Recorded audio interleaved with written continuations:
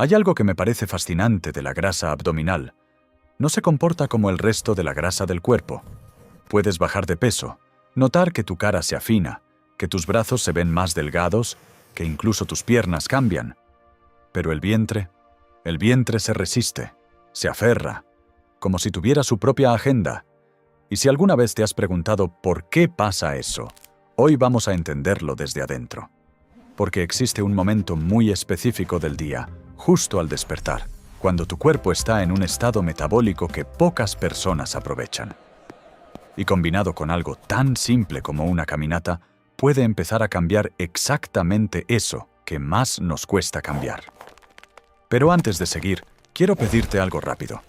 Si este video te llega en un momento en que estás buscando un cambio real, escribe en los comentarios: hoy empieza mi cambio. Así, sin más. Es un compromiso contigo mismo, y a mí me encanta leerlos. Y si ya llevas tiempo en esto, deja también tu experiencia abajo. Me ayuda mucho leer cómo les va a cada uno. Dicho eso, vamos al fondo del tema. Necesito que entiendas algo sobre la grasa del abdomen que probablemente nadie te ha explicado bien. Existen, grosso modo, dos tipos de grasa en el abdomen. Está la grasa subcutánea, que es la que puedes pellizcar con los dedos, la que está justo debajo de la piel. Y luego está la grasa visceral, que es mucho más profunda, la que rodea los órganos internos y que no puedes ver ni tocar desde afuera.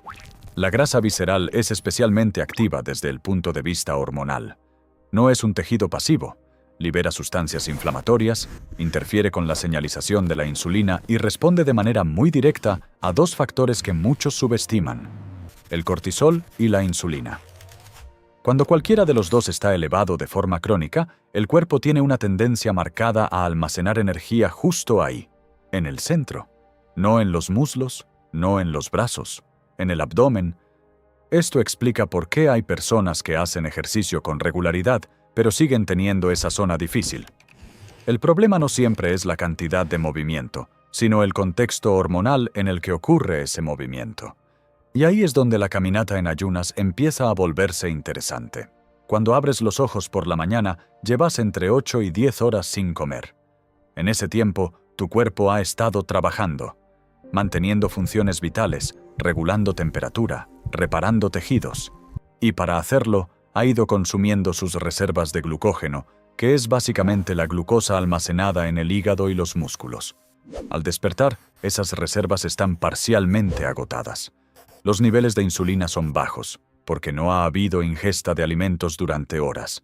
Y el cuerpo, que siempre está buscando eficiencia, empieza a moverse hacia otro combustible: las grasas almacenadas. Este proceso se llama oxidación de ácidos grasos, y es exactamente lo que suena.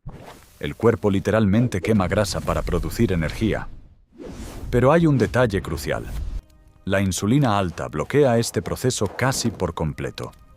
Cuando la insulina está elevada, el cuerpo está en modo de almacenamiento, no de quema. Por eso el momento de la mañana, con la insulina naturalmente baja, representa una ventana real para acceder a esas reservas grasas.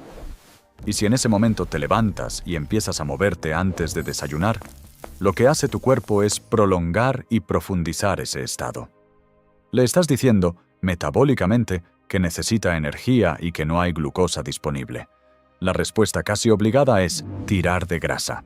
Esto no es solo una teoría de fitness que circula en redes sociales. Tiene respaldo científico concreto.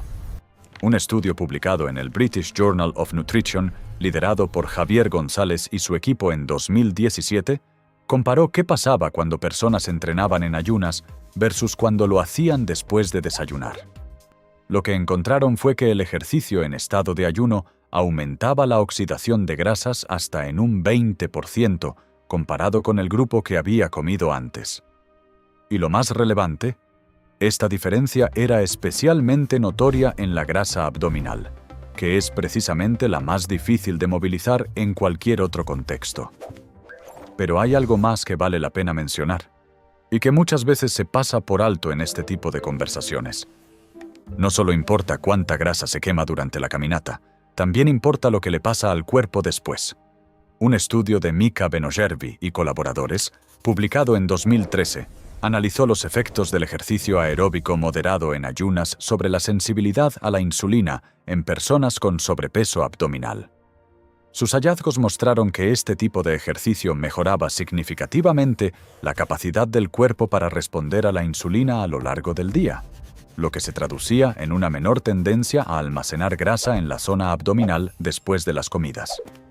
En otras palabras, caminar en ayunas no solo quema grasa en el momento, sino que mejora la bioquímica que regula dónde y cuánta grasa acumulas después. Aquí llego a un punto que me parece fundamental y que suele generar confusión. Mucha gente asume que si caminar en ayunas funciona, entonces correr en ayunas funcionaría mejor. Más intensidad, más resultados, ¿no? No exactamente. Y esto tiene una explicación fisiológica clara. Cuando la intensidad del ejercicio sube mucho, el cuerpo necesita energía de forma muy rápida. Y la grasa, aunque es un combustible abundante, es lenta de procesar. Entonces el organismo cambia de combustible. Vuelve a usar glucosa, esta vez producida por el propio cuerpo a través de un proceso llamado gluconeogénesis. Además, el ejercicio muy intenso en ayunas dispara los niveles de cortisol, que es precisamente uno de los factores que favorece el almacenamiento de grasa visceral. Aquí el remedio puede volverse problema. La zona ideal es la actividad aeróbica moderada. Una caminata a buen ritmo, donde tu respiración se acelera un poco, pero todavía puedes mantener una conversación sin ahogarte. En ese rango de intensidad, el cuerpo está en lo que se conoce como zona de quema de grasas, donde el principal combustible son precisamente las reservas de grasa almacenada. Y en cuanto al tiempo, los primeros minutos el cuerpo todavía está ajustando su metabolismo. Es a partir de los 20 o 25 minutos cuando la contribución de la grasa como combustible se vuelve dominante. Por eso, caminar entre 30 y 45 minutos es el rango donde realmente empieza a ocurrir algo significativo. Existe un error que comete mucha gente que decide probar esta práctica, y el problema es que parece completamente inocente. Creen que están haciendo todo bien, pero en realidad cancelan el efecto desde el primer momento. Me refiero a ese café con azúcar, a esa cucharada de miel en el té, a esa galletita pequeña que se comen porque sienten que así van a tener más energía para la caminata. Quizás hasta un jugo natural, que suena saludable. Cualquier ingesta de carbohidratos, por pequeña que sea, dispara la liberación de insulina. Y en el momento en que la insulina sube, el cuerpo sale del modo de quema de grasa y vuelve al modo de quema de glucosa. La ventana metabólica que representa la mañana se cierra. Lo que sí puedes tomar antes de salir a caminar es agua, café negro sin azúcar o té sin endulzar. El café, de hecho, tiene un beneficio adicional. La cafeína estimula la liberación de ácidos grasos libres hacia el torrente sanguíneo, lo que facilita que el cuerpo los use como combustible. Pero sin azúcar, sin crema, sin ningún añadido que active la respuesta insulínica. Hay un aspecto de esta práctica que pocas personas mencionan y que me parece de los más valiosos: el efecto sobre el cortisol. El cortisol es la hormona del estrés, y cuando está elevado de forma sostenida, no solo afecta el estado de ánimo o el sueño, tiene un efecto directo sobre la grasa visceral. El cuerpo bajo estrés crónico tiende a almacenar grasa en el abdomen como mecanismo de protección evolutiva. Es una respuesta antigua, diseñada para épocas de escasez y peligro, pero que en el mundo moderno se activa todo el tiempo por razones que no tienen nada que ver con sobrevivir. Una caminata suave por la mañana, especialmente si hay exposición a luz natural, tiene un efecto regulador sobre el cortisol. No lo elimina, pero ayuda a que el pico matutino de esta hormona, que es normal y necesario, no se extienda ni se dispare más de lo necesario.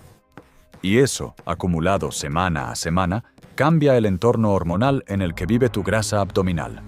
En otras palabras, estás atacando el problema desde dos frentes al mismo tiempo, aumentando la quema de grasa de forma directa y reduciendo la señal hormonal que la manda a acumularse allí.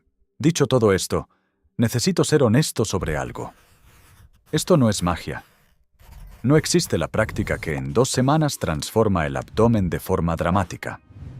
Lo que existe es la acumulación de pequeños cambios que, con el tiempo, se vuelven visibles.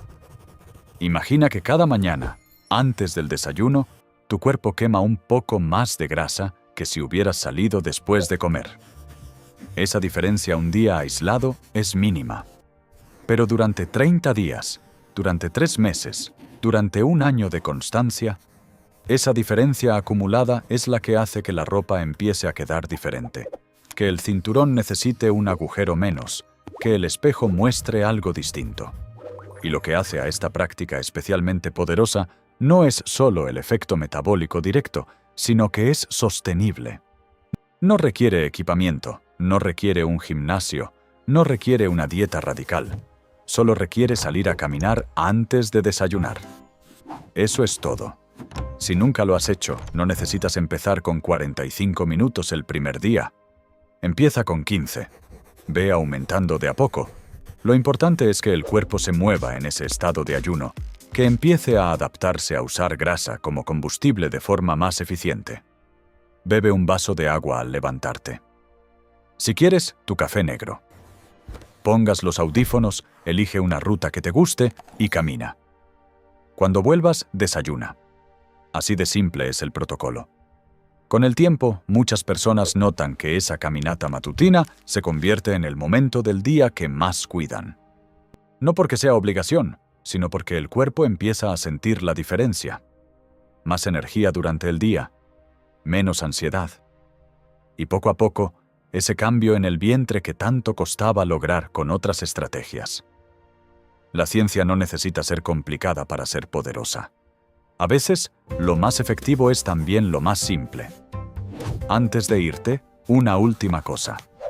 Si llegaste hasta aquí y algo de lo que escuchaste hoy te movió por dentro, baja a los comentarios y escribe: "Hoy empieza mi cambio". Esa frase, escrita por ti, para ti, vale más que cualquier app de hábitos. Es el primer paso real. Y si ya llevas días o semanas caminando en ayunas, cuéntame cómo te está yendo. Me encanta leer esos mensajes. Si el video te sirvió, un like y suscribirte al canal es la forma más simple de apoyar esto. Así puedo seguir trayendo contenido que valga la pena. Nos vemos en el próximo.